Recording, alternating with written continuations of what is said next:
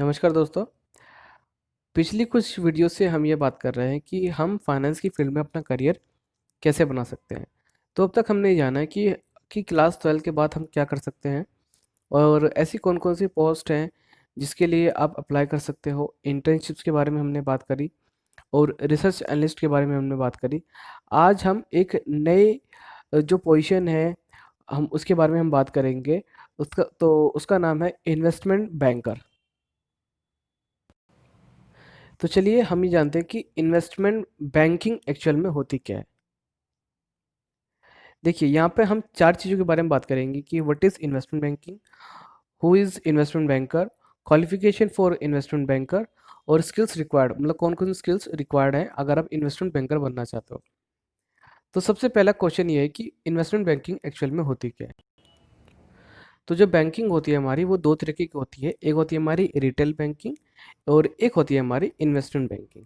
तो retail banking क्या होती है? रिटेल बैंकिंग में जो बैंक होता है वो लोगों से डिपॉजिट लेता है और बदले में लोन देता है। जैसे कि जो नॉर्मल बैंक्स होती हैं तो उन्हें आप बोल सकते हो कि हाँ कि वो रिटेल बैंकिंग वो करती हैं।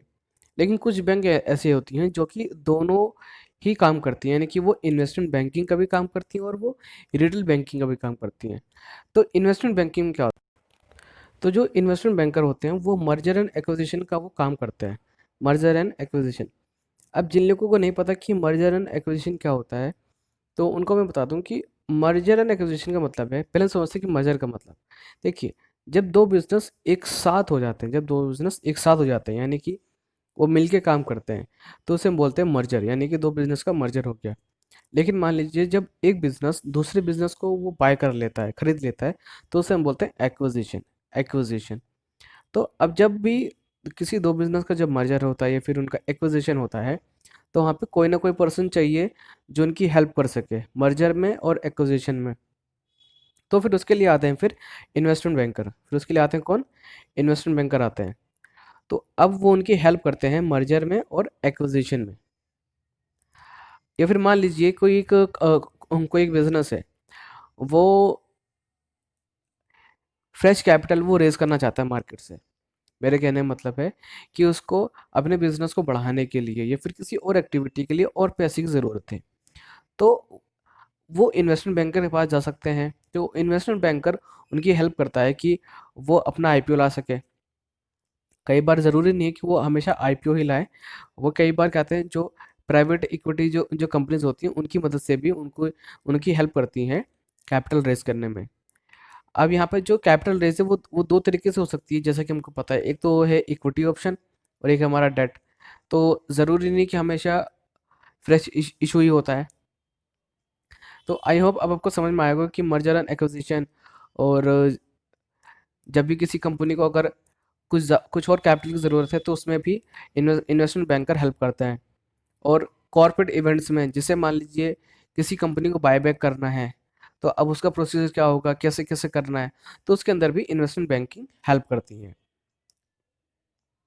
और कई बार ऐसा होता है कि अगर मार्केट से होल सेल में अगर शेयर बाय सेल करने हैं तो वहाँ पर भी इन्वेस्टमेंट बैंकर हेल्प करती हैं कंपनीज वगैरह की।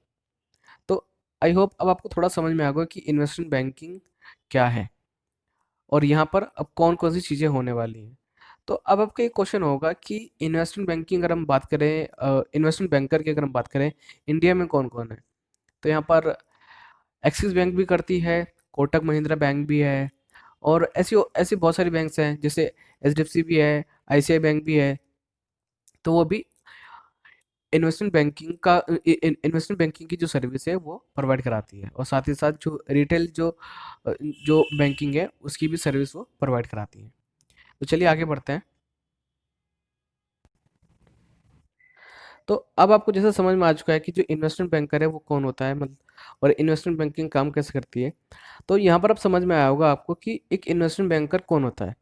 N investment banker is an individual who often works as part of a financial institution. यानी कि एक इन्वेस्टमेंट बैंकर कई बार एक इंडिविजुअल होता है, जैसे मैं और आप हो गए।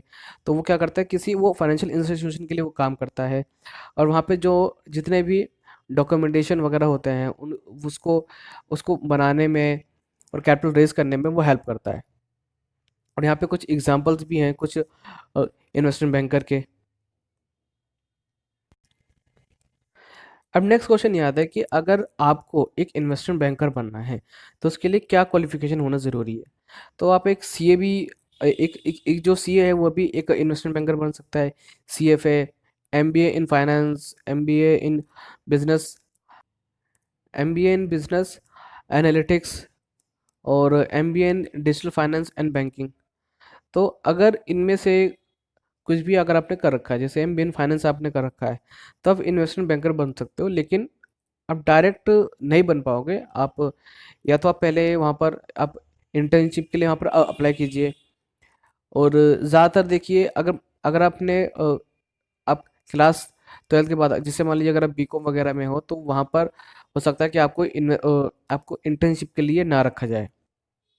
तो जिन लोगों ने एमबीए इन फाइनेंस कर रखा है, या फिर जो लोग आईएम से हैं, ठीक है, तो वो लोग इंटर्नशिप के लिए अप्लाई कर सकते हैं। लेकिन ज़्यादातर जो इन्वेस्टमेंट बैंकिंग होती हैं वो फुल टाइम जॉब के लिए ही वो प्रेफर करती हैं। अब नेक्स्ट क्वेश्चन ये है कि कौन कौन से स्किल्स रिक्वायर्ड है अगर आप एक इन्वेस्टमेंट बैंकर बनना चाहते हो। तो आपके पास मार्केटिंग स्किल्स होनी ज़रूरी है, एनालिटिकल स्किल्स होनी ज़रूरी है, गुड प्रेजेंटेशन स्किल्स, और हो सके तो आप इंटर्नशिप आप ज़रूर करें, जैसे कि मैंने आपको बताया। अगर आप पहले कर लेते हैं इंटर्नशिप, अगर देखिए ज़रूरी नहीं कि इंटर्नशिप आप direct as a investment banker के लिए करें। आप पहले रिसर्च एनालिस्ट के तौर पे वहाँ पे जा सकते हैं। वहाँ पे आप चेक कर सकते हैं कौन कौन चीज़ें कैसे कैसे हैं। वहाँ पे आप लोगों को देख सकते हैं, उनसे बात कर सकते हैं, तो आपको थोड़ा सा आइडिया हो। तो आज की वीडियो के लिए बस इतना ही, मिलते हैं नेक्स्ट वीडियो में। अगर आपको हमारी वीडियो पसंद आई है तो आप हमारे इस वीडियो को करिए लाइक और अपने दोस्तों के साथ भी कीजिए शेयर।